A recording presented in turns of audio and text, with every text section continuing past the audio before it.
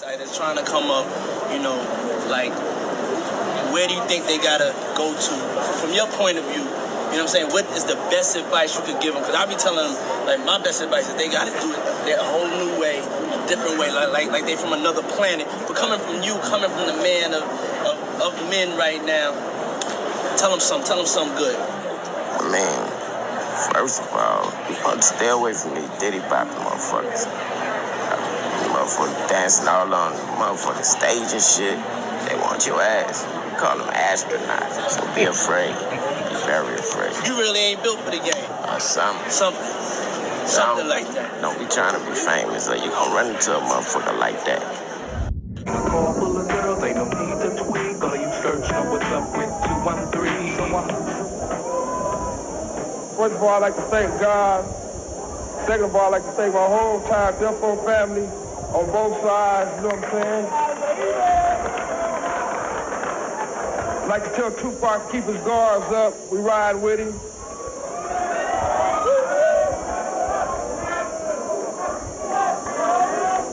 And one other thing I'd like to say, any artist out there want to be an artist and want to stay a star, and don't want to have to worry about the executive producer trying to be all in the video, all on the record, dancing.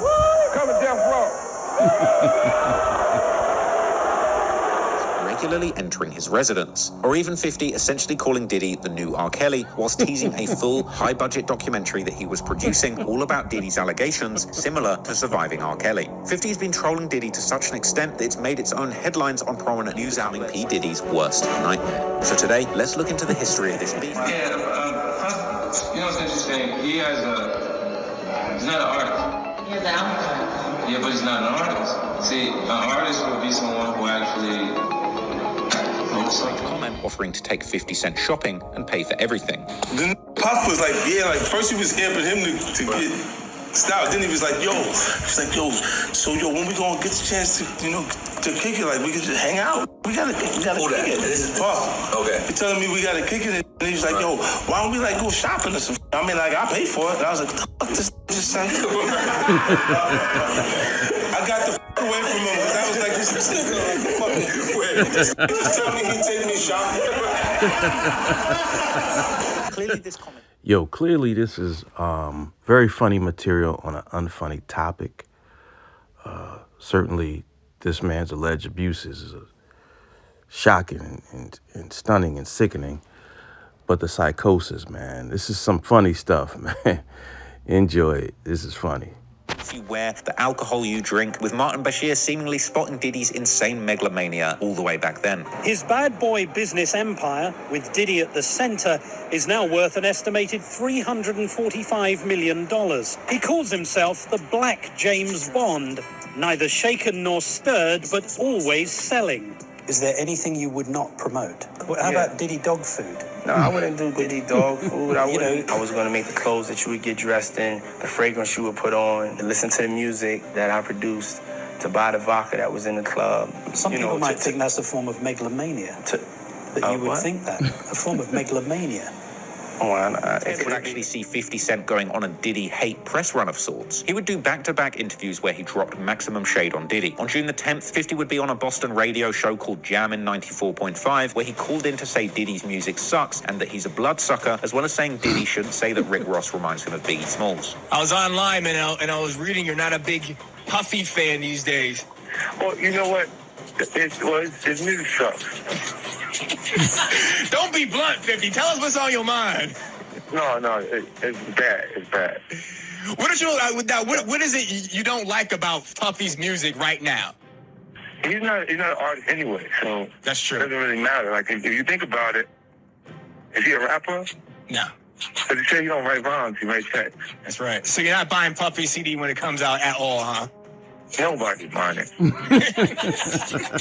He even said himself he don't expect it to sell. Like he's okay, he just using it as a promotional tool. Like, and standing next to these fools is his promotional tool too.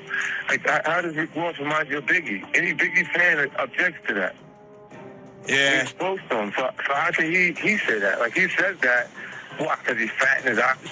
What you think makes you remind you of Biggie? Like, it's almost like he's trying to recreate what he had. It's like he's seen now. Yeah. Now you get older, things start going crazy. You think he's recreating that moment. But tell the truth, man. You know Puffy just suck, man. Look, he's the serpent. He's gonna suck the blood out of him. He's one hell of a businessman. Yeah, but what he does is suck the blood out of the artist. What artist exists after the interaction with him? A week later, in a diss towards 50, Diddy announced that he was renaming his supergroup to the Supreme Team, the same name as the gang who shot 50. Then, on June the 24th, 2010, during another interview, 50 spoke on Diddy and said despite having music out, he wouldn't class Diddy as an actual artist because he doesn't write any of his music, suggesting that he's more in the business of making music rather than actual art. You know what's interesting? He's not an artist. He has an album. Yeah, but he's not an artist. See, an artist would be someone who actually wrote something maybe on the record. Imagine if I just sat around and listened to people's CDs and said, I'm just going to say the first verse that I hear that sounds good. That would completely take away the pressure, and I'd still be the artist in front of you with a new song every 2 minutes, because every artist that has a song that would like to make some money off it would send it. What I thought was a part of the culture, what made hip-hop culture exciting to me, was each person's individual experience. How you learn to enjoy them as an individual and their portion of their life, the carving out that piece. When that's not there because they're just being executive, like you say, you don't write bonds, you write checks, that's not hot. Like for hip-hop, it's not. Now, Diddy would actually clap back at 50 in a speech made at the BET Awards after party in June 2010, where he told people to stop hating, saying that hate is for suckers, without actually naming 50 directly, but calling him a crab, calling Puffy a bitch, and suggesting that he simply wants attention from men. Yo, the after party, do you think that Diddy was coming at you, though? It's really interesting because, you know, Puffy's like a... To describe Puffy in one word is a...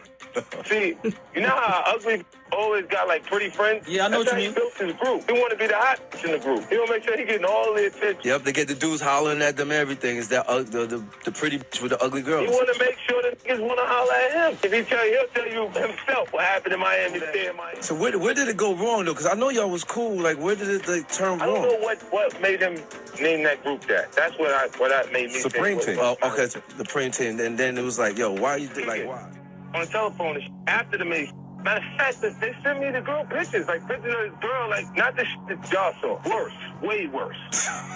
Wow. Oh, you kidding me, yo? Like penetration pictures and Nah, come on, man. Girl, like you really you like her like that? And he was like, yeah, that's my girl. I'm like, all right, I'm gonna send you something. You look at it, you call me back. 50 said that it was after this confirmation from Diddy that Cassie was indeed his real girlfriend that he sent Diddy the clips. But he was surprised when Diddy called him back and said thank you for the video. I sent him the photos, the pictures and everything. And the nigga called back and was like, yo, thanks, man, about snapping your photos, the pictures and everything. And the nigga called back and was like, yo, thanks, man, about snapping. Yo, I really appreciate that. Yo, where you get this from? And I said, you know, like, because they know, like, if something crazy is going on, if they send it to me, I'll make sure it get out there. Like, as far as this video.com is concerned. Yeah, yep. And then 50 would go on to drop a bombshell, explaining that because of the way Diddy reacted, he realized that these pictures and videos weren't being made because Cassie wanted them, but because actually Diddy wanted them. Even saying cryptically that Puffy likes to take advantage of all the suckers. You know, I really kind of felt like those photographs were not happening because of Cassie. I felt like they was happening because of Puffy. A girl moved from a man, and she upgraded to be insecure. You know what I'm saying? They start feeling some kind of way, especially like whoever the guy where she was with in the photos versus where Puffy's at. Because Puff he ain't no slouch. You know what I'm saying? Like, yeah, it's about, I think, Puff's new joint. Yeah, it's a good record, man. Which one? I like it. That Big Homie record? Big Homie, yeah. I like when he does that type of talk. I like when he does that type of talk. That's the type of talk you want to hear from Puff. I think it's weak. Funnily, 50 making a mockery of Diddy would be the basis of one of the very first marketing campaigns for Effin', as 50 would go viral with an image of Diddy getting a dance from a very large woman, accompanied by the caption, "Damn, 50's right, I'm effing up right now." Diddy would reply in a post of his own, seemingly unfazed, stating, "If it ain't making me money, making me better." Continue using Diddy to promote his new product, with another Instagram post saying, "Nothing like effing by the fire, new drink, no more puffy juice." Lol, basis. And one of 50's regularly used quips would refer to Ciroc as puffy juice. This is something he would use to make fun of Young Thug in April 2015, when Thug tweeted that he smoked blunts so big they looked like, with 50 saying, "What the F? He on that puffy juice, lol. Hashtag